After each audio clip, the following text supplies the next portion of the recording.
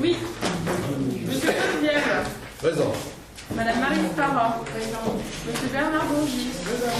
Madame Florence Tessier. Présent. Monsieur Pascal Horry. Présent. Madame Elisa Arbor, représentée par Monsieur Claude Vial. Monsieur Frédéric Costa. Il va arriver. Il y a un certain nombre qui sont en route. Madame Pauline Tello. Présente. Monsieur Sébastien Arnaud. Il arrive. Madame Marianne Bonamant. Présente. Monsieur Marcel Poli. Présent.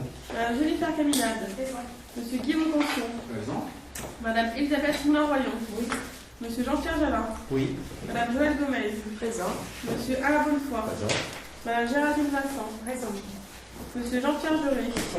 Madame Pascal Guy Forestier. Elle arrive sur la route de Nice. Monsieur Louis Gaucher. Madame Louise Apolland. Monsieur Pierre Chenet. Monsieur Jean-Philippe Granger. Monsieur André Lesbel. Madame Suzanne Chouret. Monsieur Patrice Perrard. Il arrive sur la route. Madame Béatrice Brevet. Et Monsieur Yvon Valère. Présent. Merci. Sur le compte rendu du conseil municipal précédent, des remarques ou des questions?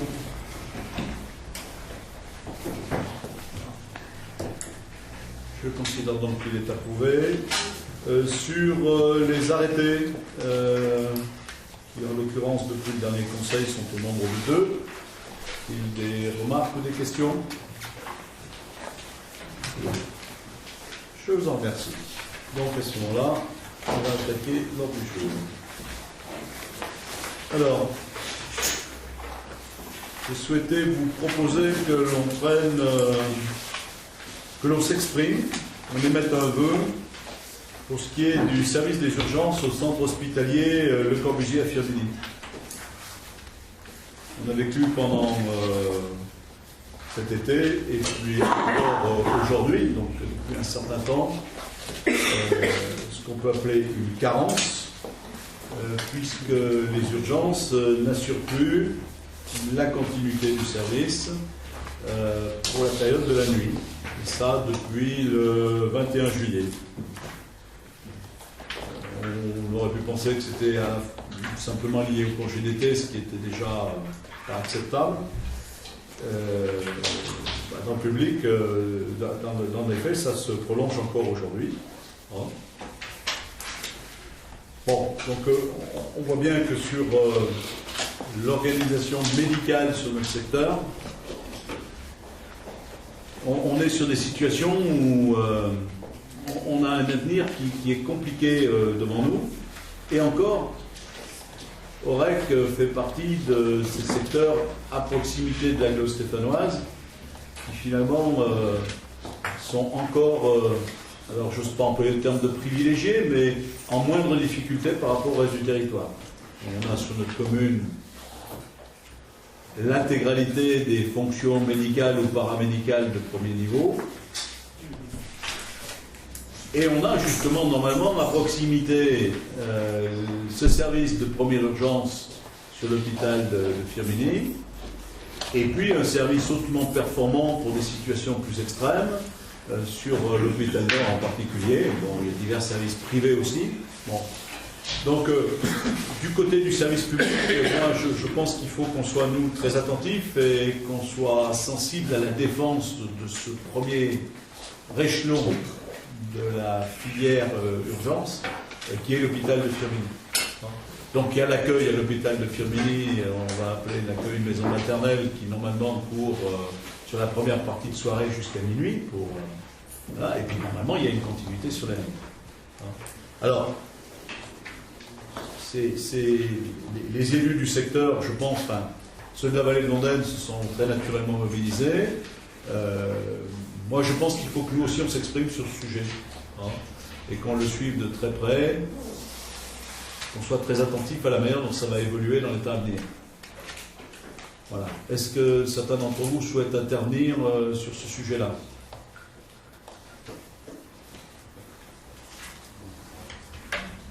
Alors, si vous en êtes d'accord, moi je vous propose de regretter déjà, ou d'exprimer le regret de la manière dont ça s'est passé pendant l'été, et puis de la manière dont on a été informé et dont on a été face à cette situation, parce qu'on peut dire que là, on a été quelque part un peu mis devant le fait accompli. Donc c'est quand même, en dehors déjà du fait que c'est une dégradation du service, c'était très particulier de devoir passer une info au cœur de l'été sans qu'on l'ait vu venir. Enfin, c'est quand même quelque chose qui n'est pas acceptable. De dire qu'on ne peut pas rester sur ce type, sur cette organisation comme aujourd'hui, ou tout du moins sur l'organisation qui est remplie et effectuée, et de faire le vœu d'une réouverture le plus rapidement possible de ce service, mais surtout d'une consolidation dans le temps. C'est-à-dire que cette fois, on ait un vrai suivi de tout ça et qu'on sache qu'il n'y aura pas de discontinuité du service. Ça vous convient ? Les avis contraires? Les abstentions? J'en profite pour vous dire qu'on a été sollicité par les professions médicales sur Aurec, en particulier par les médecins, pour entamer une réflexion de manière à leur permettre de se rassembler, alors disons dans une maison médicale, maison de santé. Il faut bien être conscient là-dessus qu'on ne fait pas partie des zones prioritaires. C'est-à-dire que quand on regarde les cartes de l'ARS, on comprend bien que pour ce qui est de l'organisation de la santé, ils ont beaucoup d'autres soucis, beaucoup plus urgents que la ville d'Aurec. Puisqu'on voit régulièrement dans la presse des secteurs géographiques, au-delà même d'une ville, qui cherchent à avoir un médecin, à le faire venir même de loin, à avoir un minimum de services à domicile. Nous, quand on regarde à Aurec, on n'est pas tout à fait sur cette situation-là. Pour autant, on est sur une évolution des pratiques médicales qui fait qu'aujourd'hui, à Aurec, si réellement le soir, d'un coup, vous voulez solliciter votre médecin, vous risquez fort de n'avoir personne, de devoir rentrer dans le cycle déjà, justement, des urgences dont on vient de parler. Donc on a, nous aussi, là, tout intérêt à essayer de consolider l'organisation de ces professions. Ça passe très souvent, justement, par des regroupements dans un lieu, qui leur permet de mieux se structurer au niveau du travail, de mieux se structurer au niveau de l'accueil. Voilà. Voilà. Donc on va les accompagner, là, nous, dans cette démarche. On a suffisamment, pour le moment, d'engagement de leur part pour qu'on réfléchisse à la manière de résoudre ce problème. Voilà. Donc on sera amené à en reparler. Alors, on a fait une lettre récente cette semaine, au vu des demandes spontanées dont on disposait, pour informer les professions médicales et paramédicales qu'on allait sans doute se lancer dans une démarche, et que donc c'était maintenant qu'il fallait faire connaître leur volonté ou pas de s'y associer. Ah. L'idée, c'est pas d'avoir tout le monde, parce qu'il y a beaucoup de gens qui sont très bien installés sur Aurec et qui n'ont pas besoin de se regrouper, mais l'idée, c'est d'avoir permis à chacun de disposer de l'information et de se faire connaître si jamais ils souhaitaient participer à ce projet. Voilà. Donc, si vous-même, vous avez parmi vos proches ou vos soignants des gens autour de vous, n'hésitez pas à leur dire que c'est intéressant de se faire connaître en mêlée. Alors, le deuxième point, c'est une convention d'utilisation des matériels pédagogiques par les enseignants.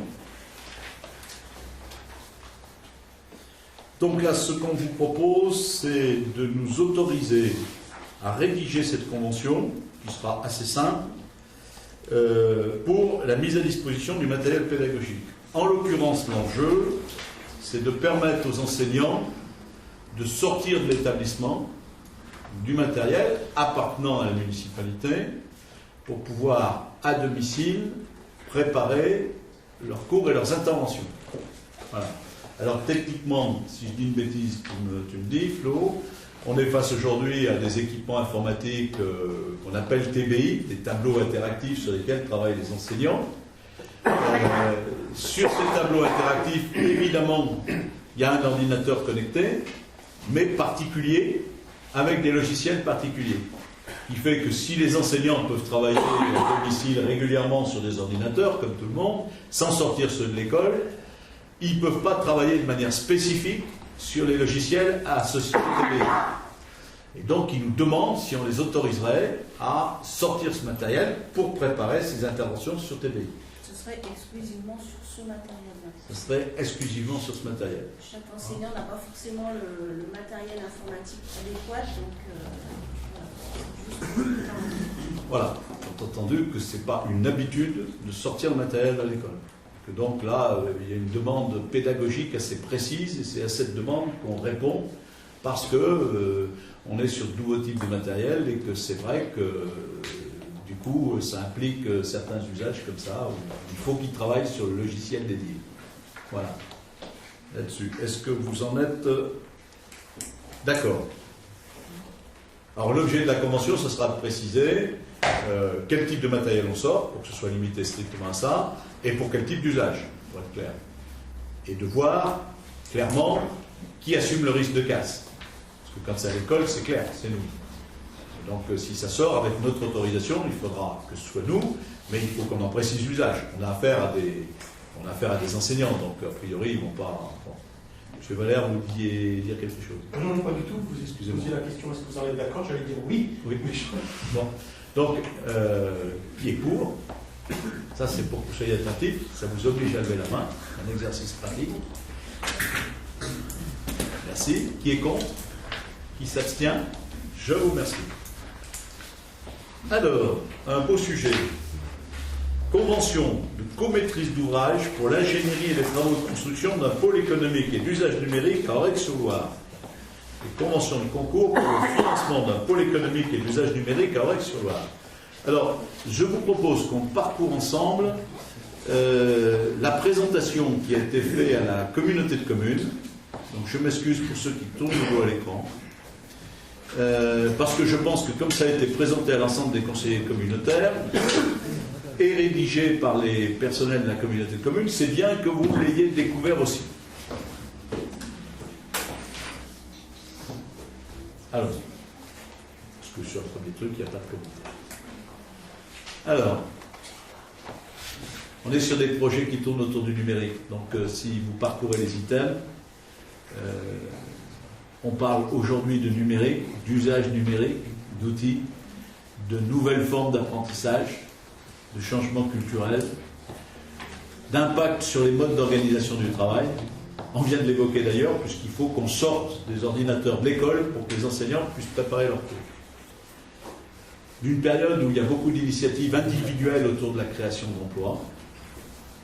Et puis on parle de quelque chose qui est plus un contexte local, la fibre optique. Il faut savoir qu'à Aurec, la fibre optique, le réseau de fibre optique est terminé, il est installé, il est testé, et que le premier opérateur, en l'occurrence Orange, pour ne pas le citer, devrait, puisque sur ce réseau de fibre optique, il faut qu'après il y ait des opérateurs qui viennent s'installer, devrait s'installer physiquement d'ici la fin de l'année, et donc sans doute pouvoir faire les premières offres commerciales à partir de janvier. Offres commerciales de même type que celles que vous pouvez trouver sur Internet pour n'importe quelle ville de France. Non, on peut revenir avant. Merci. Voilà. On croise aujourd'hui, à travers nos entreprises, nos artisans, nos commerçants, des questions, des manières de faire, des manières de développer leur activité qui sont porteuses autour de ces technologies ou du numérique.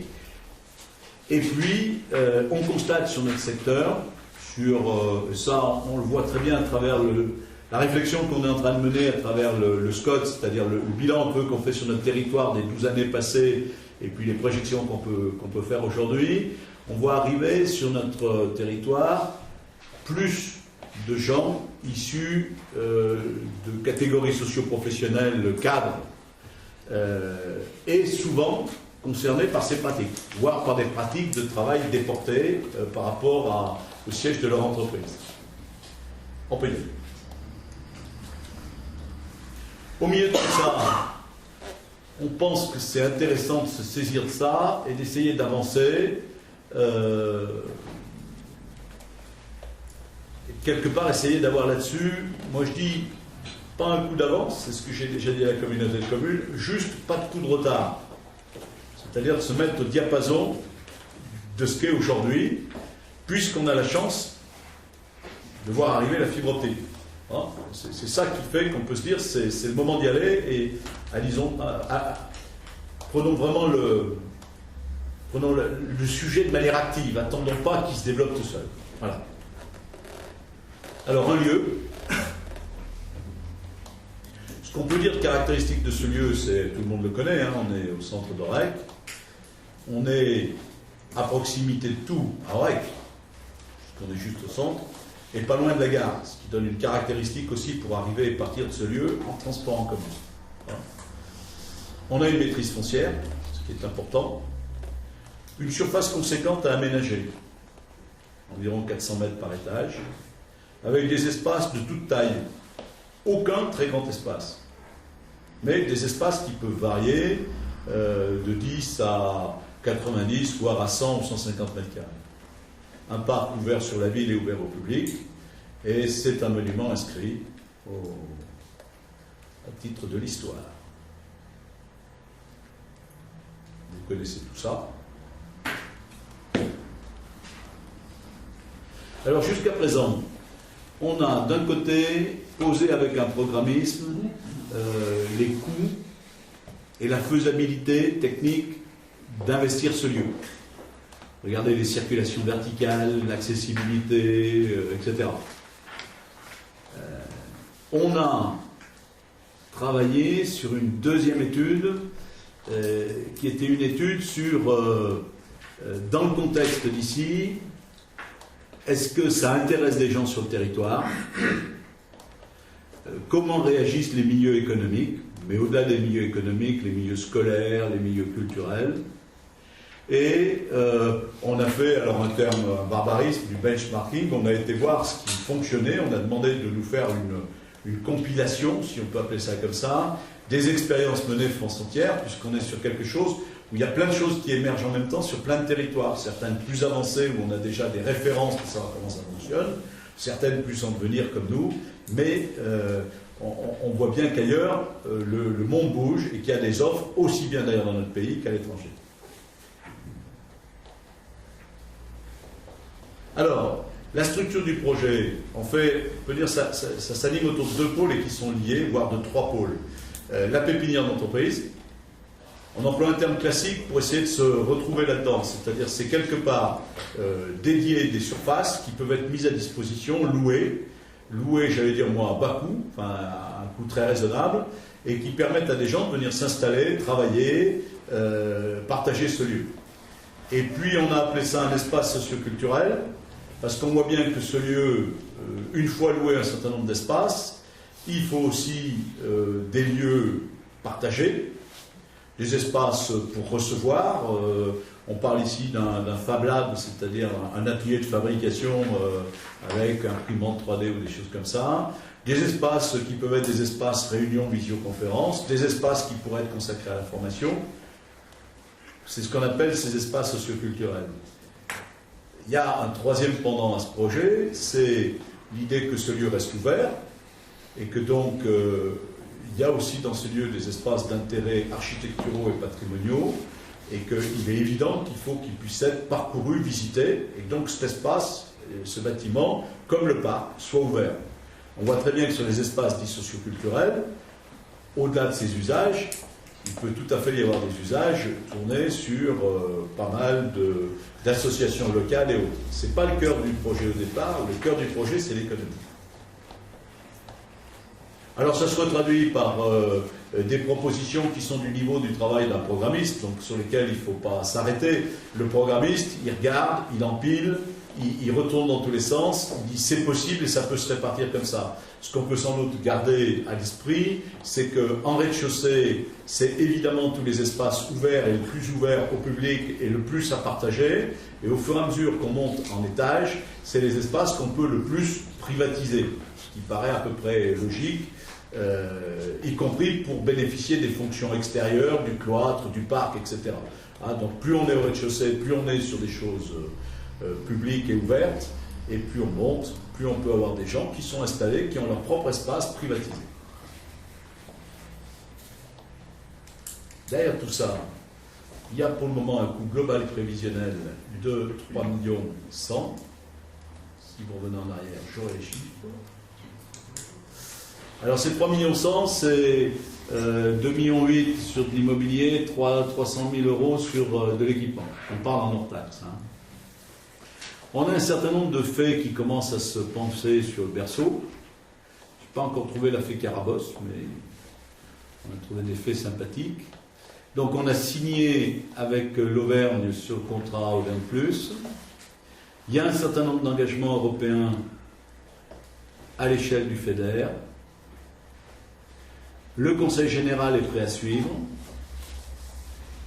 L'État, pour le moment, souhaite suivre aussi, et on est en train d'explorer sous quelle forme il pourra, entre guillemets, participer et à quel niveau. Mais l'État prend le temps de réfléchir parce qu'il voudrait participer à ce projet de manière non anecdotique, on va dire significative. Et donc, pour le moment, si on était sur les lignes classiques, la participation, on accepte toute participation au-delà d'1 euro. Même on prend le premier euro. Mais visiblement l'intention du préfet, c'est de trouver une manière de participer à ce projet de manière plus substantielle. Évidemment, la communauté de communes y est associée. Alors là, on ne voit pas de toto, mais on va les découvrir. Allez-y. La région. Alors revenez sur le tableau précédent. Si je parle de la région, par exemple, la première ligne, là, oui. Alors, si vous voulez, il y a deux sommes. C'est-à-dire que la première colonne, elle se réfère... Pardon, vous allez trop vite. Voilà, la première colonne se réfère au projet qu'on va appeler immobilier, global, c'est-à-dire aux 3 100 000. La deuxième colonne se réfère aux 300 000 d'équipements. Sur les 300 000 d'équipements, aujourd'hui, est consolidé les 90 000 euros de la région. Est à consolider, mais ça ne pose pas de problème, les 60 000 euros de l'Europe. Mais ce n'est pas signé, clair. Et le reste, c'est les 150 000 euros de la communauté de communes. Donc si vous faites l'addition, sur l'équipement, c'est 300 000 pour 300 000, sans participation de la commune. Sur la première colonne, qui est la colonne de l'immobilier, aujourd'hui a été signé, enfin aujourd'hui, il y a quelques semaines a été signé le contrat avec la région de 600 000 euros. Celui-là est signé. A priori sur le FEDER, on n'a pas un mécanisme de signature, on a un mécanisme d'instruction. Donc a priori aujourd'hui, il devrait y avoir confirmation des 300 000 euros. Voilà. Le conseil départemental, ça semble être la ligne telle qu'elle est prévue, et donc, bon voilà, c'est classique. Et la communauté de communes s'engage à un niveau de 280 000 euros. Moi, j'ai fait une présentation comme ça, parce qu'après, c'est compliqué, parce qu'il y a des engagements réciproques. Mais là, ça fait apparaître tout ce qui n'est pas payé par la commune, si on veut parler autrement, entre eux. Manque sur ce tableau, sans doute, la ligne de l'État, puisqu'on ne la connaît pas, on ne la met pas. Hein, bon. Il y aura sans doute quelques autres aides annexes, mais on ne va pas parler des choses qu'on ne maîtrise pas. Voilà. Donc la deuxième page, elle. Ah.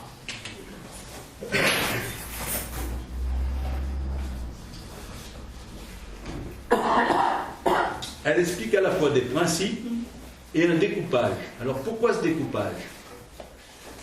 La région souhaite que sur le pôle dit, la partie du pôle dit économique, ce soit très clairement la communauté de communes qui soit maître d'ouvrage, puisqu'elle en a la compétence. Par contre, sur le reste de l'immobilier, la commune peut assurer la maîtrise d'ouvrage, c'est-à-dire sur la part qu'on a appelée socioculturelle. Donc, nous avons été appelés à faire un redécoupage en 2 projets, en 2 intitulés de projets. Et donc là, ça devient moins clair que sur la plage précédente, c'est-à-dire qu'en fait, on retrouve bien nos totaux de 2,8 millions, on retrouve bien les 280 000 pris en charge directement par la communauté de communes de Loin-Semelle, et on trouve pour le moment la colonne d'OREC en valeur résiduelle, c'est-à-dire c'est tout ce qui est pris en charge par les autres financeurs, tout ce qui est pris en charge par la communauté de communes, ben, le reste, c'est nous. Voilà. Voilà. Donc au jour d'aujourd'hui, sur l'immobilier d'entreprise, ça représenterait 850 000 euros, et sur l'immobilier socio-culturel, 700 000 euros environ. Donc aujourd'hui, sur le projet de 3 100 000 hors taxes, 3 700 000 TTC, on se retrouverait, nous, à financer 1 500 000. Voilà. Donc, on va dire la moitié si on est sur du hors taxe, et on va dire beaucoup moins que la moitié si on est sur du TTC. Voilà. Donc il manque sans doute un certain nombre de subventions, mais à l'état où on en est aujourd'hui, on est sur un projet, on n'a pas choisi l'équipe de maîtrise d'œuvre, on n'a pas fait de consultation, donc on est sur des masses financières. Il faut en être conscient. Voilà. On va jusqu'au bout. Oui. Par rapport à l'estimation des travaux, c'est un global ou ils ont fait déjà des... Ah non, c'est avec des... Non, c'est un programmiste qui a travaillé. Donc c'est une estimation classique sur des mètres carrés, des ratios par mètre carré, des provisions entre guillemets pour risque, l'ingénierie, enfin c'est un travail de programmiste. Donc, enfin, vous voyez ce que ça veut dire. C'est pas une consultation. On peut avoir des bonnes et des mauvaises surprises, mais en gros, c'est des ordres de grandeur qui, quand un professionnel comme ça travaille, a priori, il n'est pas loin de la vérité. Alors on fait nos conventions. D'un côté, il y a une convention. Alors les conventions, elles ont pour l'objet principal de définir le rôle de chacun et de définir la participation de chacun, conformément à ce que vous avez vu dans les travaux précédents. Voilà. Comme la région a exigé que le pôle économique soit porté par la communauté de communes, il est porté par la communauté de communes. Et le reste, il est accompagné par la communauté de communes. Bon, c'est la nuance. Voilà. Donc les conventions, elles n'ont jamais pour objet de préciser les engagements réciproques et après les échanges d'argent. Voilà. Donc il y a une première convention qui définit que la maîtrise d'ouvrage du pôle économique est gérée par la communauté de communes et que celui-ci délègue sa maîtrise d'ouvrage à la commune. On est donc sur une co-maîtrise d'ouvrage. Voilà. Donc c'est la commune qui gérera le dossier, pour parler clairement. Et la deuxième convention, elle définit le montant que devra reverser la commune à la communauté de communes sur ce pôle socio-économique. Est-ce que cela vous paraît clair? Est-ce qu'il y a des questions par rapport à tout ça? Quand vous dites équipement, dans votre esprit, c'est quoi l'équipement? Alors, immobilier, qu'est-ce qu'il y a derrière vous? On voit bien jusqu'où va l'immobilier, mais l'immobilier, il peut aller assez loin, c'est-à-dire il peut aller, on est là sur, on ne va pas livrer des murs à l'état brut, c'est-à-dire que dans l'immobilier, il y a une grande part de la connectique, des réseaux, etc. L'équipement, ça peut être l'imprimante 3D, ça peut être le mobilier des salles, ça peut être les dispositifs de visioconférence ou de projection, etc. Donc on est dans la partie complémentaire à ce qui serait les murs et les réseaux. Mais sur la partie immobilier, ce bâtiment est cassé, mais quand vous savez, quand vous aviez fait les réunions, là, j'attendais, c'était fermé, là, On avait vu que les planchers sont en bois, il y a des normes, le bâtiment va accueillir toutes les entreprises, là aussi on est confronté à des normes, les entrepreneurs seraient confrontés à des normes. Là, dans ce prévisionnel, vous intégrez déjà toutes ces normes. C'est ça, oui. Alors, il y avait eu des études déjà sur le château qui ont été faites à plusieurs époques, puisqu'il y a eu déjà des rénovations partielles. Et donc là, il y a eu des compléments d'études. Donc oui, chaque plancher a été ausculté. À chaque plancher a été affecté à la fois des résistances au feu, des charges admissibles. Donc dans le financement tel qu'il a été prévu aujourd'hui, c'est bien avec une mise en résistance globale du bâtiment, plus après une mise aux normes, c'est-à-dire une accessibilité parfaite sur chaque étage, etc. Hein, ce qui est pour ça que c'est un ouvrage pas facile. Hein. C'est technique, comme bien l'autre. Oui, parce que c'est vrai qu'il n'est pas prévu pour ça à l'origine. Non. Des entreprises, ça va être des Non, on avait eu du mal à anticiper sur les très hauts débits. Enfin, ça. Mais à l'époque, ils l'ont quand même pas trop mal foutu pour qu'on puisse le réutiliser. Non. Voilà. Non, bien sûr. Alors en même temps, vous dites ça, et en même temps, moi je dirais avec le même humour, s'ils ne l'ont pas prévu, ils se sont quand même pas trop mal démerdés.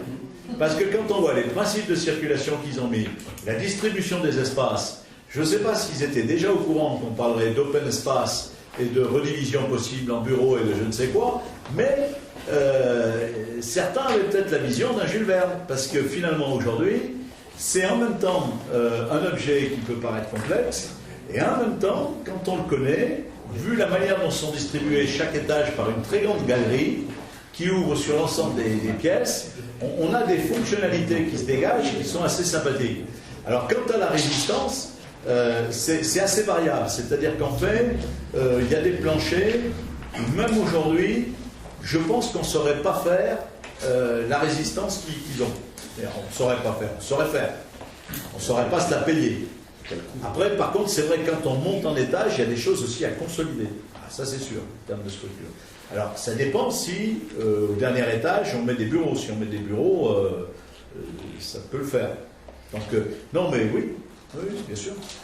Là, vous êtes dans cet esprit par rapport au plan du programmiste, là, du cabinet de CP, mais vous êtes dans l'esprit le troisième niveau, enfin, le deuxième étage, c'est que les bureaux, là, dans votre...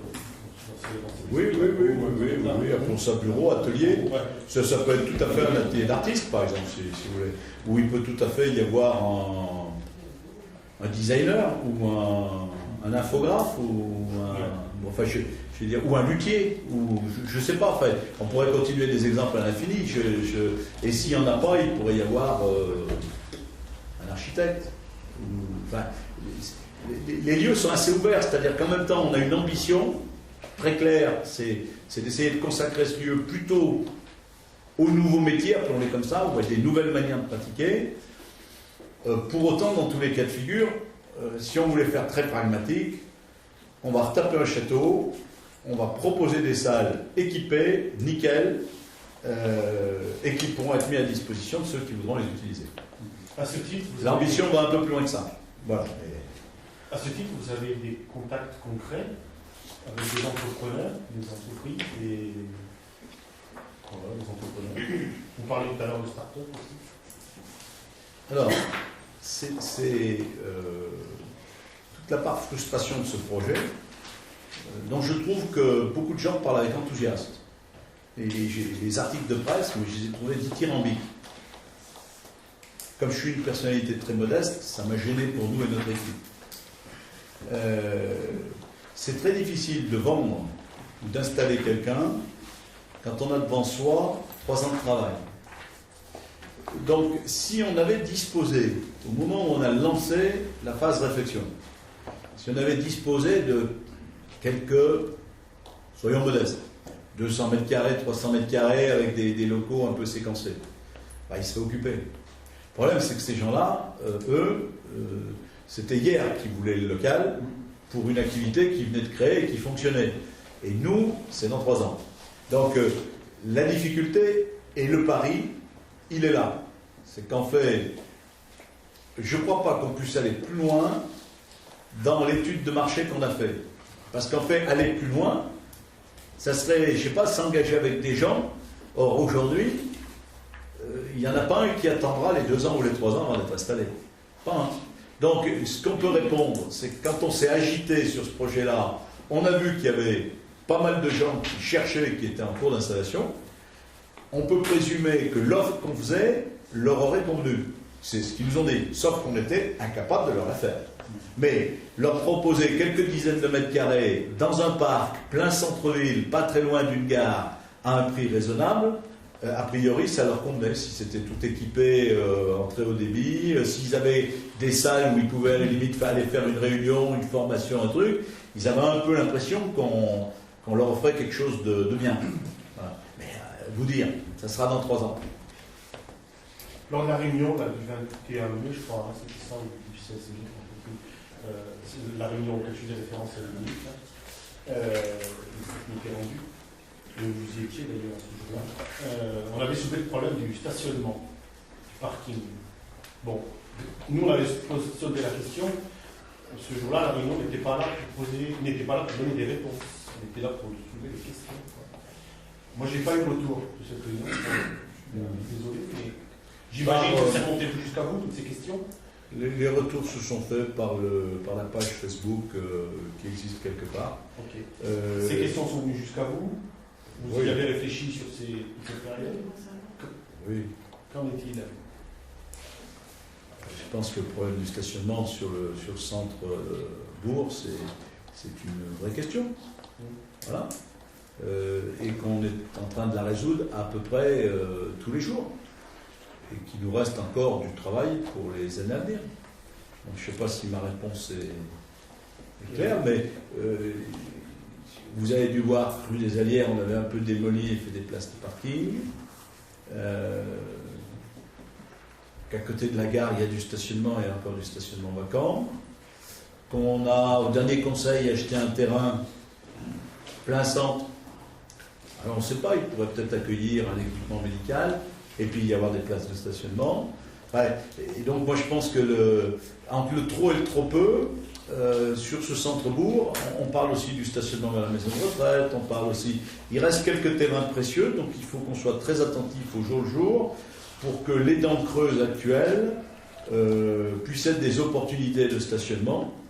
Et ça se compose progressivement comme ça. Hein. Il peut y avoir des idées plus radicales si à un moment donné il y a vraiment besoin de stationnement, de garage, la place des Hêtres qui n'est pas loin du centre. Donc c'est plutôt un schéma qui se construit petit à petit dans la mesure où il faut amener le nombre de places de stationnement nécessaires. Mais pas plus. Oui, mais c'est important. Oui, pas plus. L'entreprise, c'est important. Pas plus. Ah. Oui. J'ai une question par rapport au terrain qui est à côté, le parc. Une fois que dans 3 ans, si l'activité est vraiment pleine, est-ce que le parc va nous rester aux Oreillois ou va être exclusivement pour les gens du château? Le parc et le château resteront ouverts aux Oreillois. Non seulement le parc, mais le château. J'ai même qu'à la limite, ils seront encore plus ouverts qu'aujourd'hui.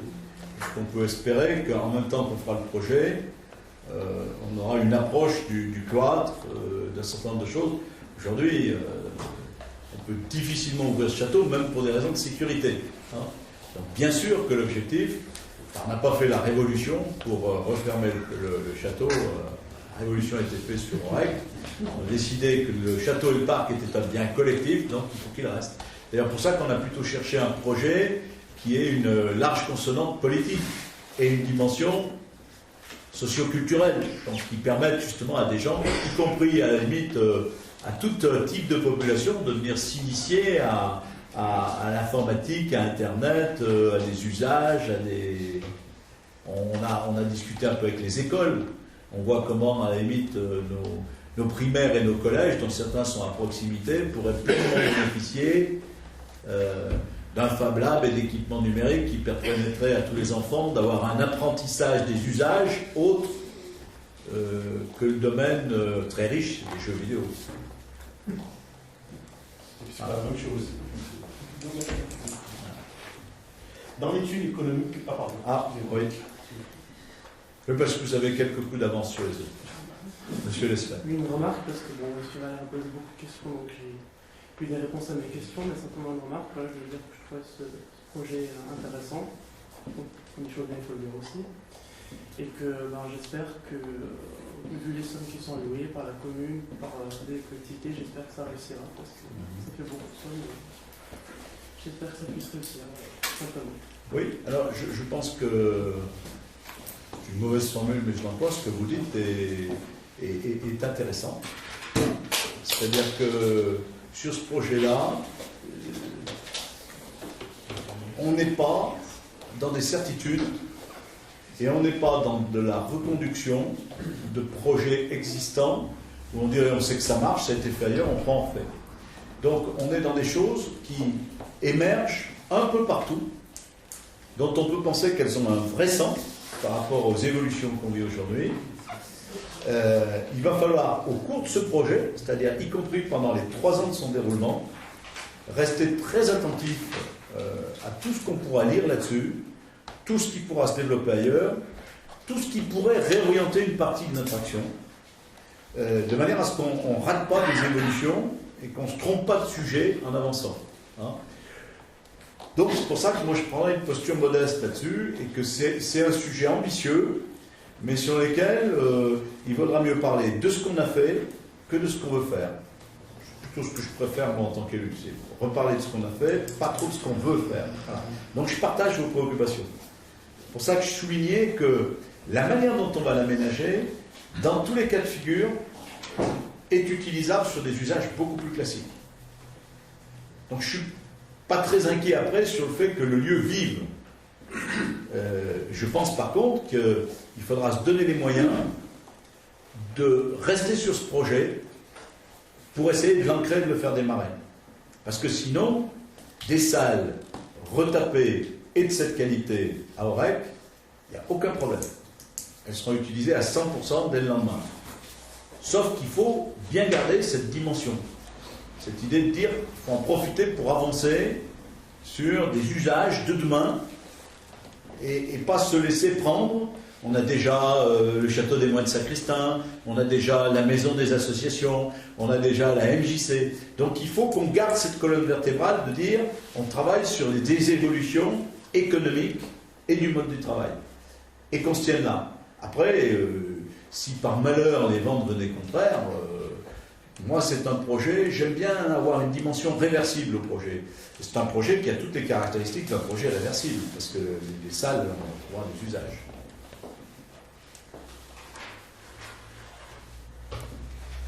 Allez-y. Allez-y, M. Valère. Vous parlez là sur le Fab Lab. C'est votre dernière question? C'est un sujet qui me passionne. Non, mais vous avez raison. Vous avez raison. En fait, on limité dans les questions à tout. Non, vous désignez pour poser des questions. Ouais. Vous êtes à la naissance du projet, donc c'est le moment de poser des questions. On est d'accord. Donc, c'est bien d'être d'accord sur quelque chose. Ah, allez-y. La Fab Lab, c'était pour gagner du temps pour les entreprises, pour passer rapidement au prototypage. C'est ça, enfin. Entre autres. On est d'accord là-dessus. Oui, entre autres. Je le définis comme ça parce que je l'utilise moi-même. Oui, oui. Je ne peux pas chez moi, mais oui. j'utilise dans le cadre de l'entreprise, en fait. Oui. Voilà.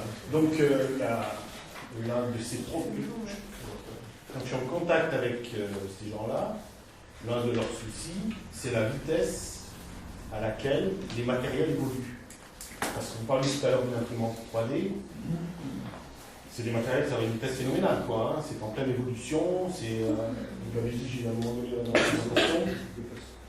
Voilà, tout à fait. Ouais. Alors, on achète un matériel, 2 ans après, on sait qu'il est obsolète, quoi, en fait. Donc ça va très vite. Donc là, on est sur le projet à 3 ans. Donc on n'achètera pas le matériel. Non, on n'achètera pas le matériel. On fera d'abord les murs, parce que sinon dans 3 ans, ça serait un monument historique de nouveau, donc c'est pas l'objectif. Oui. Sur l'expérience que j'ai vécue, moi, dans mon entreprise, en fait, dans mon quotidien, je ne sais pas si tout le monde le sait, mais moi, j'ai créé des produits, j'ai développé des produits, j'ai des brevets, je tiens 7 brevets. Systématiquement, je suis passé par le prototypage avant de me lancer quoi que ce soit en production, en fait, systématiquement. Et en 10 ans, j'ai dû passer à une vitesse phénoménale, en fait. Il y a 10 ans, mes premiers prototypes, et encore ça. Nous, sur le bassin stéphanois, on a une chance énorme par rapport au reste de la France, parce que mes concurrents me le disent. Nous, sur le bassin stéphanois, on a des artisans qui maîtrisent de nombreux matériaux. Est-ce que vous avez une question, M. Vallet? Parce qu'il y a un match ce soir. C'est très intéressant ce que vous dites. Je pense qu'il y en a qui sont sensibles au rugby. Exactement. Allez-y, est-ce que vous avez une question? Ouais, le matériel sur lequel vous avez en tête, on est bien d'accord que le matériel que vous avez en tête, c'est pour les ordinateurs, c'est de la CAO, de la DAO, c'est au niveau des instruments. Alors, je vais vous répondre, j'ai rien en tête. D'accord. Sauf une méthode. Donc je suis d'accord sur votre définition, c'est-à-dire que quand on dit Fab Lab, on parle très rapidement de pièces uniques et de prototypage. Donc Airbus a un Fab Lab, etc. Beaucoup de grandes sociétés l'ont et travaillent.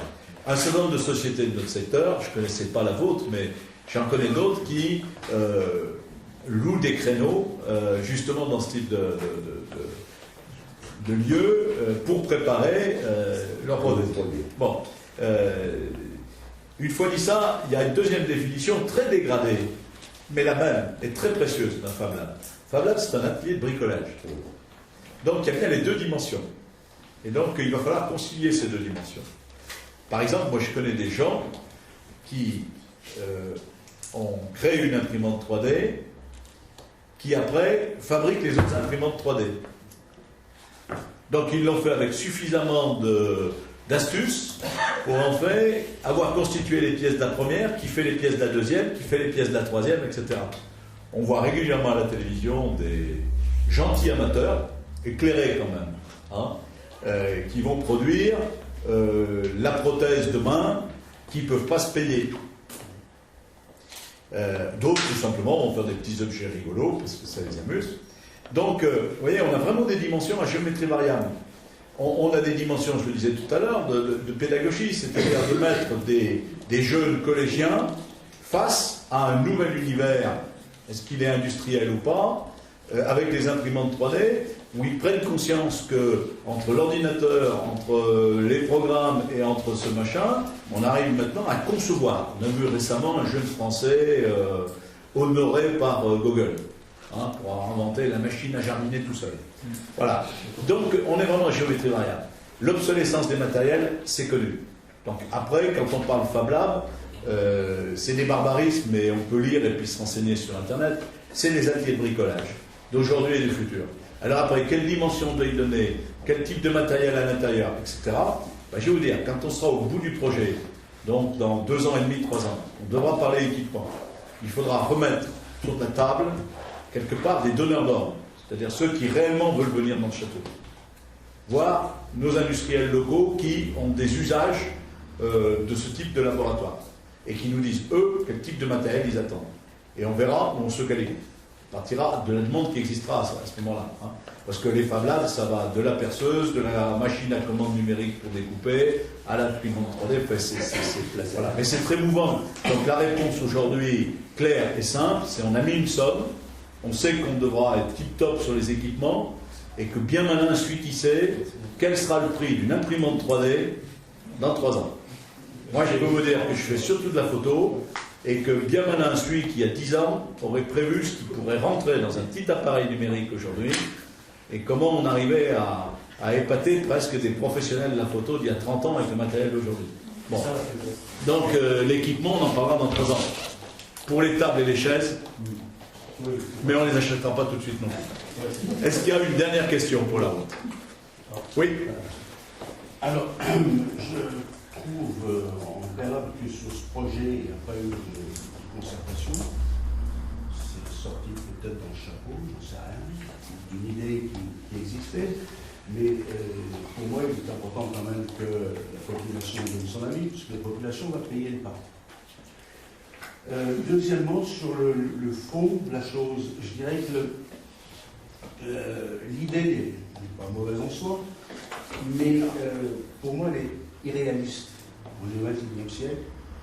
Construire, aménager des bureaux éventuellement dans un deuxième étage d'un château, avec des normes qui sont en train d'évoluer de plus en plus, qui vont être draconiennes. Et simplement comme exemple, je dirais, comment envisagez-vous un accès handicapé au deuxième du château? Voilà. Donc on ne va pas demander la réponse maintenant. Ah si, je peux vous la donner en plus. Ouais. Ah si, il n'y a pas de problème. Sur ce que vous venez de dire, je peux vous répondre. J'attendais que vous ayez terminé, mais je peux vous répondre. Et alors, dans la suite, on pourrait diviser ce projet en deux, dire voilà, on réaménage ce château qui ne sert à rien pour le moment, qui a été entretenu à l'extérieur, mais pourquoi pas faire à l'intérieur, mais à ce moment-là faire un pôle culturel dans le centre d'Aurec, puisqu'on est quand même limité aussi en stationnement et voies de circulation facile, parce qu'il n'est pas évident vers l'angle du parc du château et le café le starter, de passer de voitures. Donc il y aura quand même des contraintes techniques sur la sécurité et tout ça. Et développer le pôle numérique, qui est une bonne idée en soi, mais à ce moment-là, plus là derrière, on a des entreprises à vendre, il y a de la surface disponible et qui serait quand même beaucoup plus appropriée. Si on se promène dans la Silicon Valley, on voit que les bâtiments sont horizontaux. Il n'y a rien en vertical. Donc je pense que l'idée est bonne, mais elle est mal située pour le numérique à l'intérieur du centre d'Aurec. C'est bon. Voilà. Alors mon grand âge aidant, je ne sais pas si j'ai pas déjà oublié le début de votre intervention. Mais je pense qu'elle se situait sur le fait qu'on avait fait ça en catimini. Bon. Eh bien, votre voisin de droite, vos voisins d'ailleurs de droite, en catimini, ils sont arrivés à participer aux réunions. Hein. Bon. Donc visiblement, il y a du catimini où les gens sont plus malins. Ils n'ont été informés par vos soins ni par aucun des élus. Pourquoi par mes soins? Il y a un bureau d'études qui a animé des réunions, qui a été interviewé des gens, etc. D'information auprès des élus, ça, vous ne pouvez pas le dire. Monsieur Granger, il parlait de la population.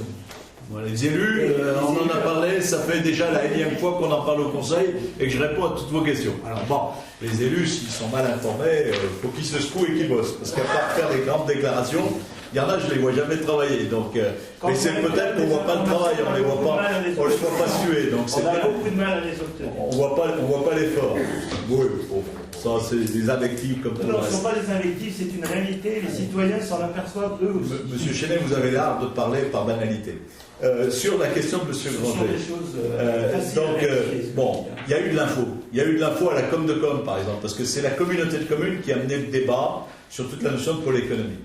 Et il y a quand même, alors je ne sais pas vous dire, mais un certain nombre de personnes qui ont participé, elles se chiffrent en dizaines. Voilà. Alors un projet, après, vous savez, ça naît, ça discute.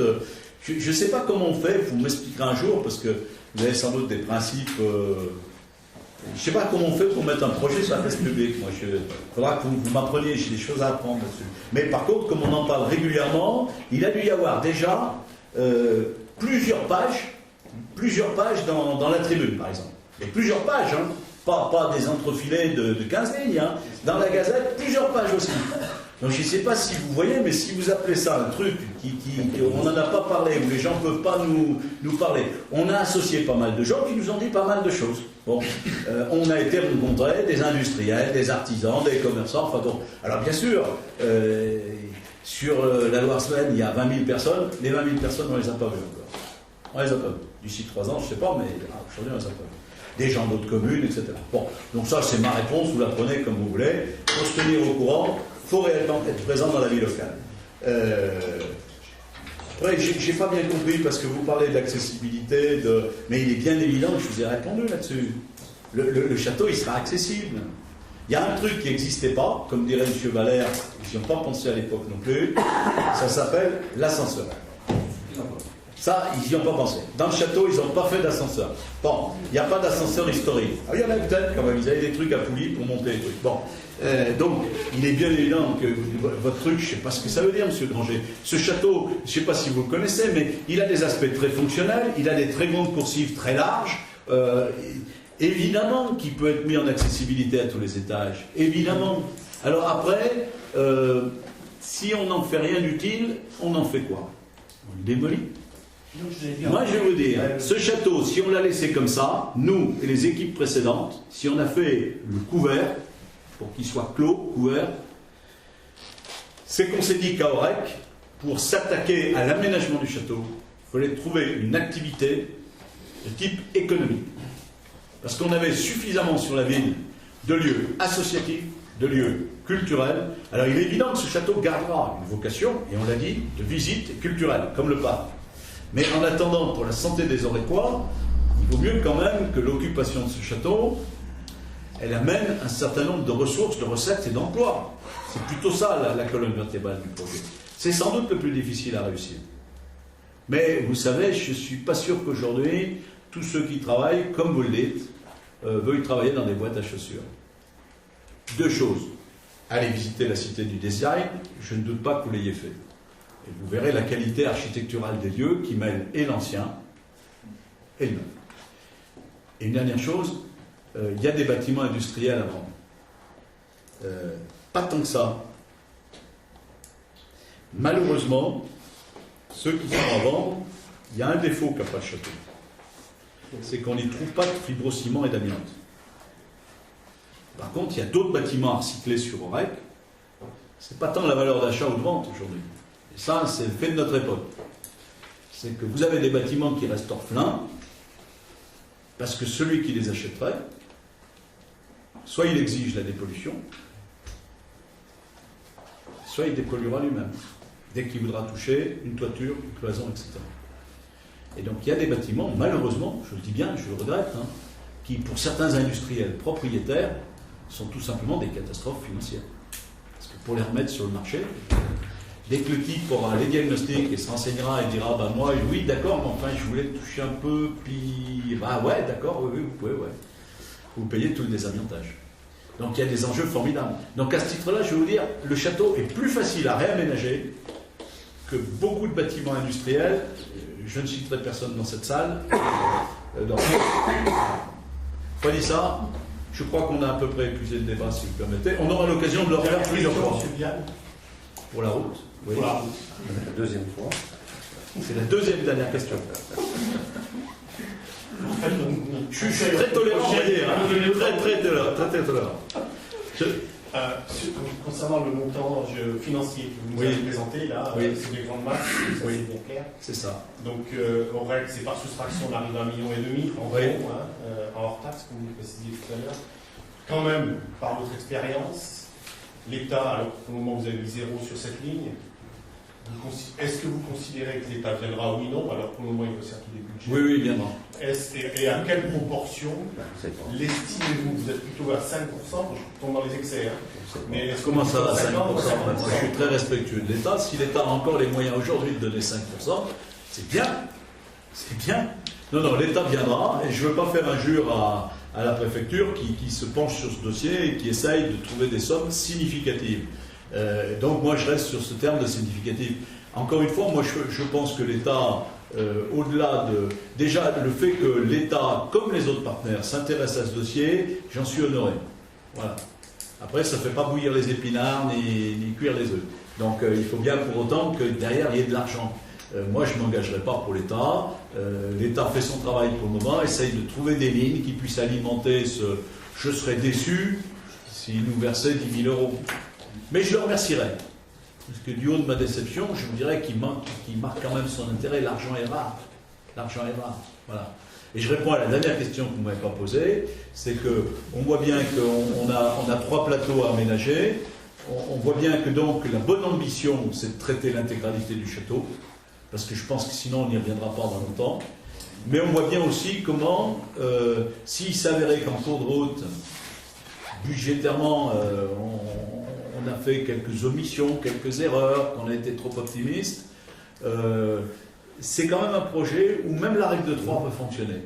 C'est-à-dire on peut imaginer que si on ne peut pas tout aménager d'un coup, eh bien peut-être que le 3e étage resterait en devenir. Voilà. Donc on peut même, à un moment donné, sans doute corriger l'enveloppe du projet, mais on peut aussi avoir de très bonnes surprises à l'appel d'offres et construire un étage supplémentaire. Ça sera plus compliqué avec l'architecte des bâtiments de France. Ça sera plus compliqué avec l'architecte des bâtiments de France. De rajouter du volume.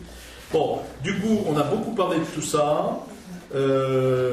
Donc, sur ce qui est des conventions elles-mêmes, y a-t-il des avis contraires? Des abstentions? Je vous remercie. Alors, affaires financières. Participation de la commune d'Aurec aux frais de scolarité de la restauration des enfants de la commune qui sont scolarisés à Saint-Maurice-en-Bourgois. Je vous rappelle qu'on est là sur nos traditions, à la fois d'accord et de réciprocité maintenant, puisqu'entre élus sur notre secteur, au moins nous Aurec, mais nos voisins, s'il y a des enfants qui vont les uns chez les autres, eh ben on paye pour ces enfants qui sont scolarisés sur d'autres communes, et on nous paye quand ils sont scolarisés chez nous. Malvalette paye donc la scolarisation de ses enfants sur Aurec, et nous, dans une logique, on paye la scolarisation des enfants de Mons et Beauvoir sur la commune de Saint-Maurice-en-Bourgois. En l'occurrence, sur les effectifs de l'année scolaire 2014-2015, on parle de 9 enfants. Oui. C'est pas marqué 2015, c'est marqué 2015. Oui. C'est un nouveau franc ou un ancien franc. Bon, monsieur le directeur, notez votre erreur. Que je m'en rappelle.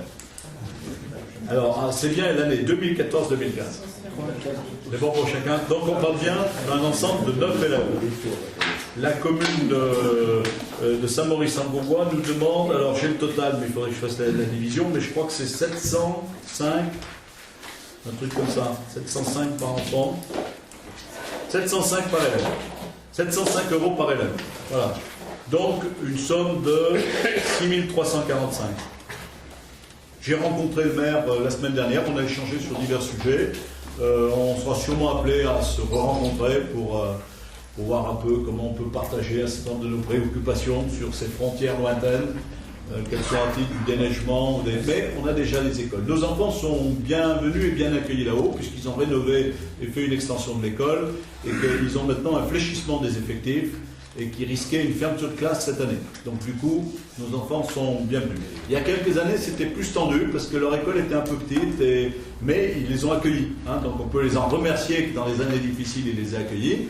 Et on peut se féliciter qu'aujourd'hui, l'apport de ces 9 enfants permette pour eux, pour le moment, de consolider un effectif de classe. Voilà.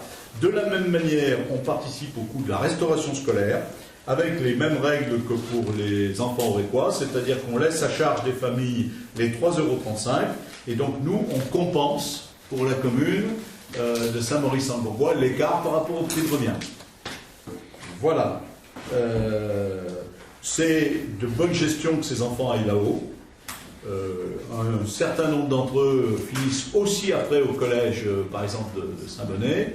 Mais quand on connaît la nature de la route entre Mons-Beauvoir et Aurec, avec des pentes infernales pendant l'hiver, une interdiction d'y passer des transports scolaires, ça semble quand même tout à fait raisonnable de maintenir ce lien et de le faire perdurer. On a des intérêts communs pour que les habitants du plateau soient traités, bien traités et bénéficient de la proximité de Saint-Maurice. Là-dessus, y a-t-il des avis contraires? Des abstentions? Je vous remercie. On est sur une soirée œcuménique. Alors, convention d'assistante technique avec le département. Là aussi, on est sur un classique qu'on renouvelle toutes les années. Je vous rappelle que le conseil départemental nous apporte une assistance précieuse en matière d'eau et d'assainissement. C'est une mission à la fois d'aide à la décision, par exemple, il nous accompagne pour le moment dans les diagnostics eau et assainissement. Une mission d'assistance technique, de conseil et d'expertise. C'est aussi une mission qui est un observatoire qui produit des données sur la qualité de la ressource en eau et un suivi de qualité. Voilà. On adhère traditionnellement, bien sûr, et on participe pour un montant, pour l'année 2015, de 1 583,30 €. Donc, je vous propose d'approuver cette convention de coopération avec le département et de m'autoriser à la signer. Y a-t-il des avis contraires? Des abstentions? Je vous remercie. Alors, notre station d'épuration est nous.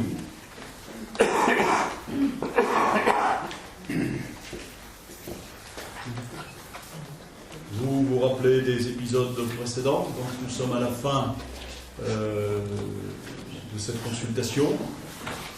La commission d'appel d'offres a terminé son travail, a proposé ses choix que je n'ai fait que confirmer et qu'accompagner. Donc, on a eu une dernière réunion de la commission d'appel d'offres le 15 septembre, me semble-t-il. Il y avait dans cette consultation 2 lots. Un premier lot sur la station d'épuration elle-même et un deuxième lot sur le traitement des boues. Voilà. Sur le premier lot, nous avons eu 2 candidatures qui ont été menées jusqu'au bout. Une Suez Environnement et l'autre Veolia. Comme dans tous ces dispositifs, nous avions attribué un certain nombre de critères et de points à chaque critère pour juger des offres. Donc, en ce qui concerne les offres sur la station d'épuration elle-même, Veolia a obtenu 94,2 points. Et en ce qui concerne Suez Environnement, ils ont obtenu 82,4 points. Veolia, sur chacun des chapitres, valeur technique, prix, organisation des services et de vente, à l'identique. Sur l'organisation des services, les 2 concurrents étaient à égalité, 30 et 30. Sur la valeur technique, l'offre a été jugée plus qualifiante. C'est celle de Veolia, avec 29,23. Et sur le prix, c'est aussi l'offre de Veolia qui est la plus intéressante, 35,29. Donc en fait, sur chacun des grands critères et des grands chapitres, Veolia arrivait en tête. Nous vous proposons donc bien sûr de retenir Veolia. Alors, si vous voulez, cette année, la valorisation du contrat, en année pleine, avec les coûts actuels, aurait représenté une somme de 238 500 €. Et avec la proposition de Veolia que l'on garderait, cela nous aurait coûté 186 167. Donc un écart à la baisse sur notre contrat de environ 50 000 €. Il faut noter que dans ce nouveau contrat, il y a des prestations supplémentaires qui sont incluses, sur du curage de canalisation, sur de l'entretien, mais y compris des engagements d'investissement qui, sur la durée du contrat, représentent un peu plus de 100 000 €. Donc des mises aux normes qui sont à faire immédiatement, mais qui seront donc à charge du délégataire, que ce soit sur les bennes, que ce soit sur l'équipement d'un certain nombre que ce soit sur le renouvellement du pont radial. Voilà. Donc, un volet d'investissement à charge de l'entreprise retenue et un prix de 50 000 € moins cher, avec dans le marché sur les 8 ans, bien sûr, un certain nombre d'indices qui bloquent la progression des prix et avec des écarts maxi, un verrouillage pour que l'évolution soit à des coûts raisonnables. Donc voilà pour le premier lot. Pour le deuxième lot, c'est un événement pour OREC parce qu'on n'était quand même pas des très bons sujets depuis quelques années, puisqu'on faisait partie de ces communes où les boues finissaient en décharge. ce qui avait d'abord un effet pas très cool parce que on ne peut pas dire qu'on était exemplaire. Aujourd'hui, les boues, c'est des choses qu'on sait retraiter et valoriser et qui donc n'ont pas leur place dans une décharge. Elles réduisent la durée de vie de la décharge et il peut en être fait autre chose de beaucoup plus noble. Et puis non seulement on pouvait ne pas en être fier, mais c'était une solution coûteuse et pénalisante. Pénalisante parce qu'on était pénalisé justement parce qu'on ne retraitait pas nos boues, et pénalisante à travers à la fois le transport et l'accueil dans le lieu de décharge, en l'occurrence Saint-Chumel-Bon, qui nous coûtait cher.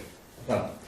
Donc, sur ce deuxième lot, deux sociétés, Terralis et SEDE, S-E-D-E. Vous le prononcez comme vous voulez. Là aussi, des critères de notation.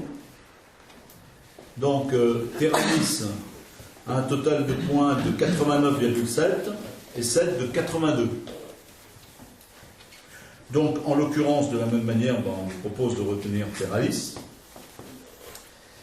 On est sur, nous, une dépense, si on la valorise cette année, qui représente pour notre budget 57 540 €, on parle en taxes, et qui, sur la proposition de Terralis, représenterait donc, ou représentera, 25 500 €. Ce qui représente un écart à la baisse pour la partie traitement des boues de l'ordre de 30 000 €. Donc, globalement, sur le contrat, une dépense moindre de l'ordre de 80 000 €. Comment vous expliquez telle séquence, excusez-moi, mais ils n'ont pas dit. Pardon? Ah, d'accord. J'ai pas entendu, donc c'est sans doute la bonne réponse. Vous me direz combien de temps? 8 ans. Pareil. 8 ans, pareil. Là, donc, dans ce cas de figure, les retraitements proposés sont, pour une part, c'est classique, les filières proposées sont à la fois des filières d'épandage agricole et des filières de compost, avec un produit qui, en termes de compost, est un produit qui, après, peut être un produit commercialisé, c'est-à-dire qui peut être remis dans le public. Donc, les exigences normatives sont très, très importantes.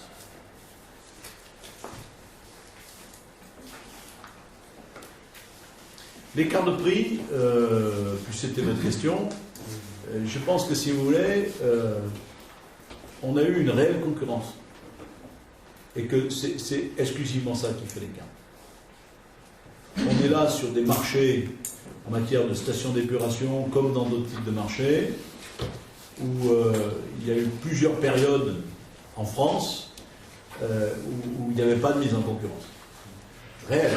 C'est-à-dire qu'en fait, quelque part, c'est moi qui le dis, on pouvait savoir à peu près, quand on donnait l'adresse du lieu, qui serait la personne qui gérait le marché. Voilà.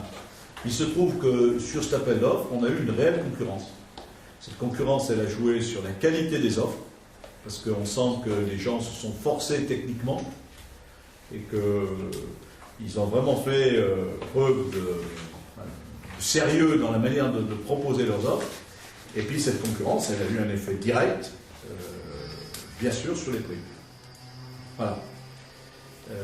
On a eu la chance de tomber à un moment où, professionnellement, cette concurrence s'est exercée. Je pense que c'est essentiellement ça, la différence. Il ne risque pas d'avoir oublié quelque chose comme un ouillasse, c'est-à-dire oublier un traitement ou je ne sais quoi. Oui, quand il y a eu des travaux à ouillasse, ils avaient oublié une tranchée qui nous a coûté 40 000 €. Hein? Non. Quand le dernier travaux, là, ouillasse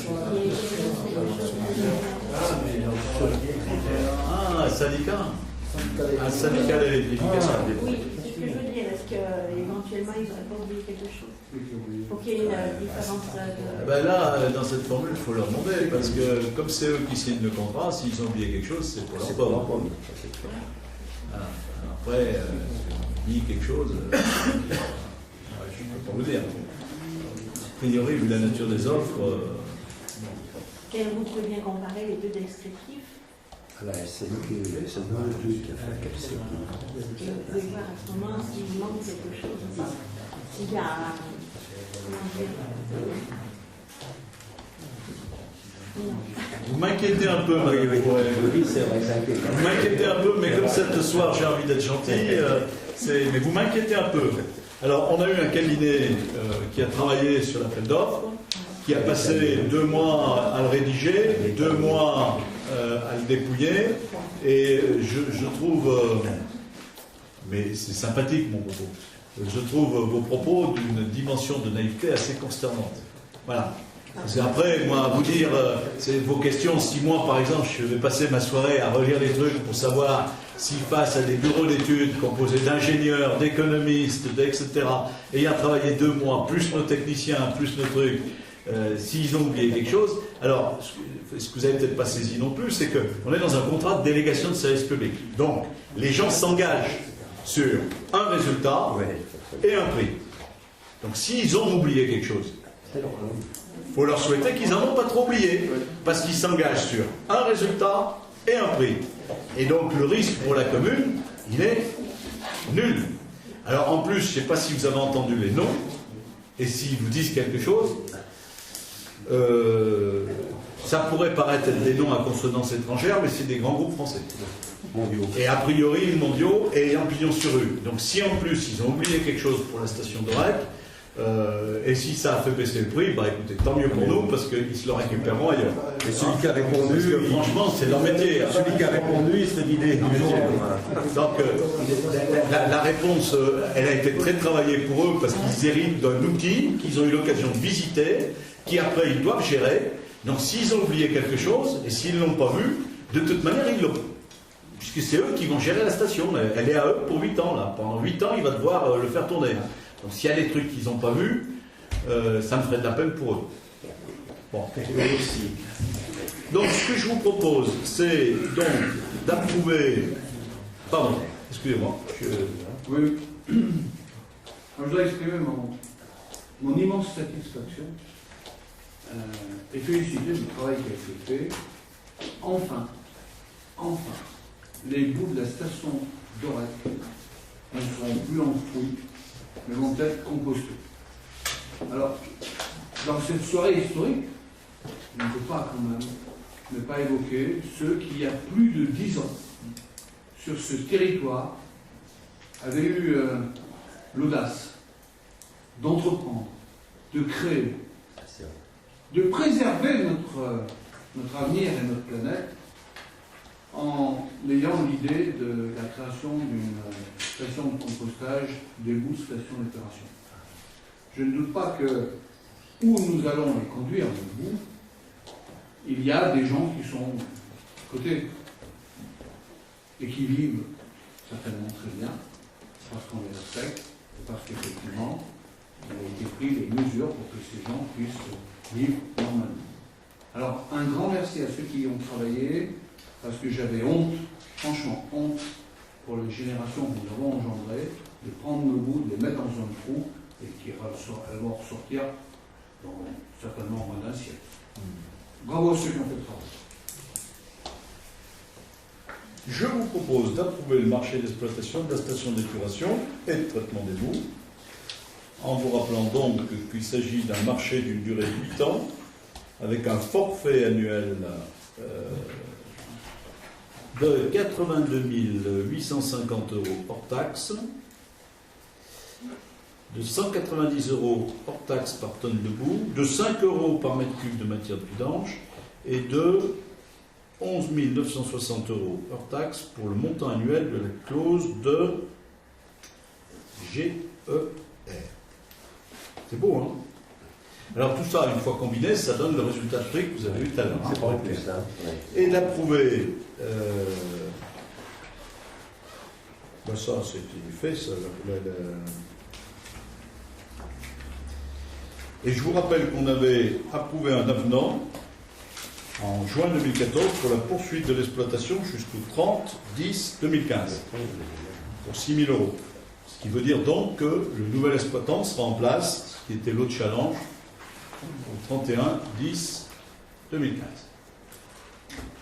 Y a-t-il des avis contraires? Des abstentions? Je vous remercie.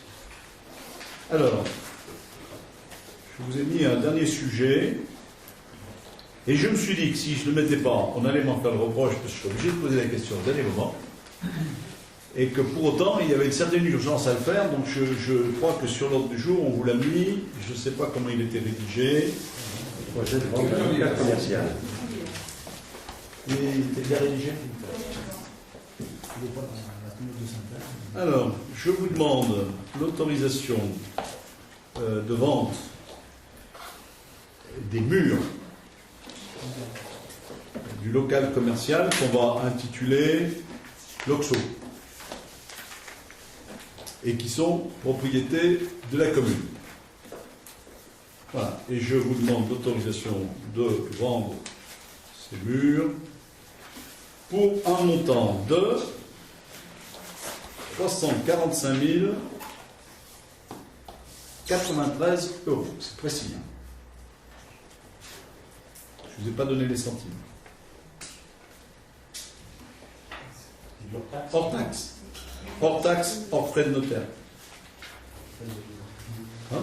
Hors taxe et droit en fait. Pardon 300 mètres carrés de mémoire.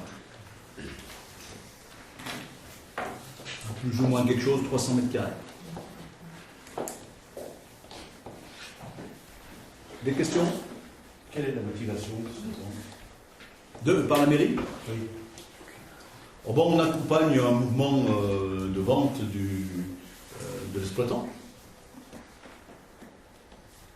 Donc nous, si vous voulez, on avait choisi un montage qui me paraît tout à fait approprié et qui permettait d'accompagner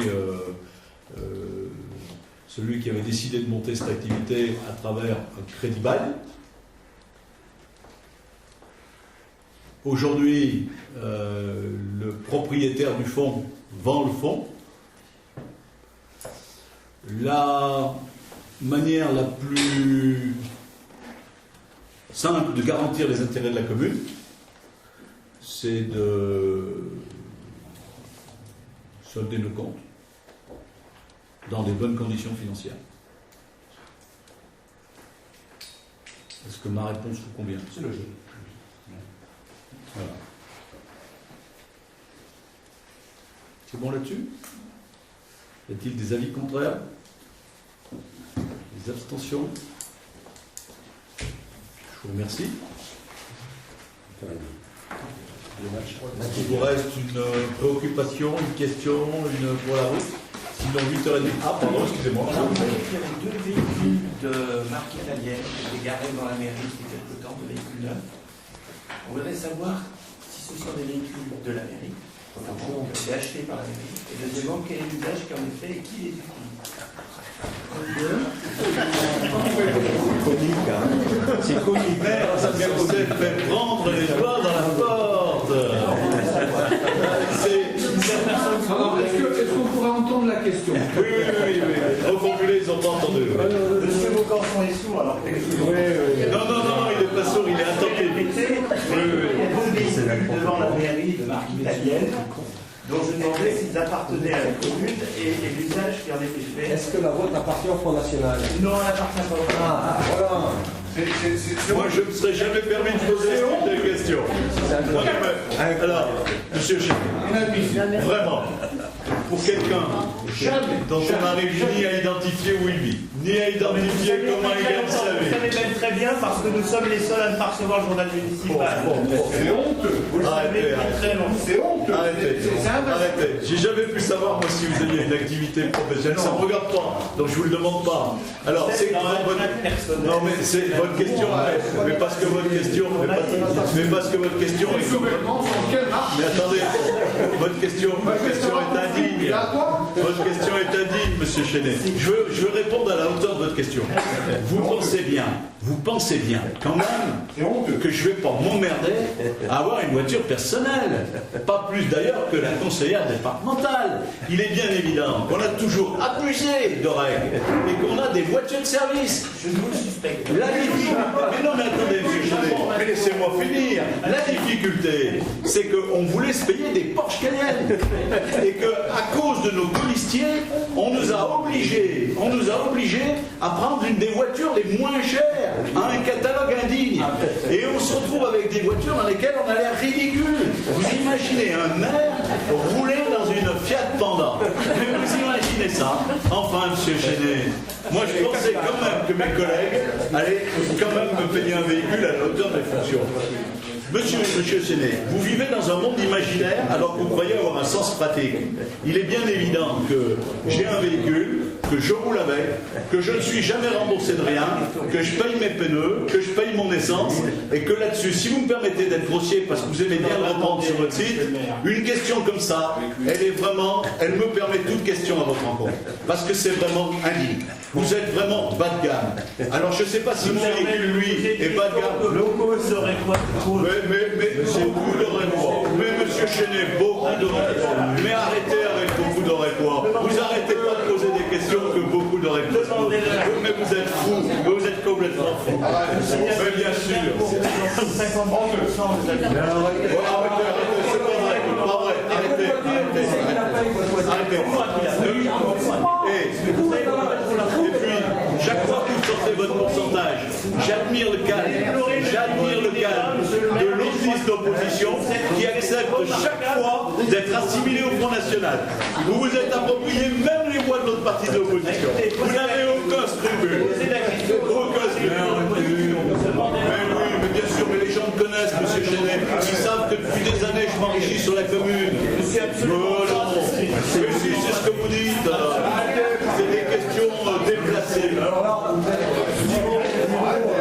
C'est médiocre. C'est un médiocre, monsieur Chenet. Ah oui, c'est extraordinaire. La date du prochain procès, s'il vous plaît. Alors,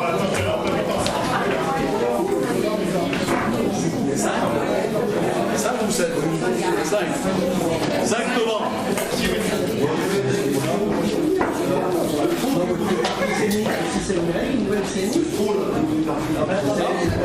Installez les chiottes. On a le droit de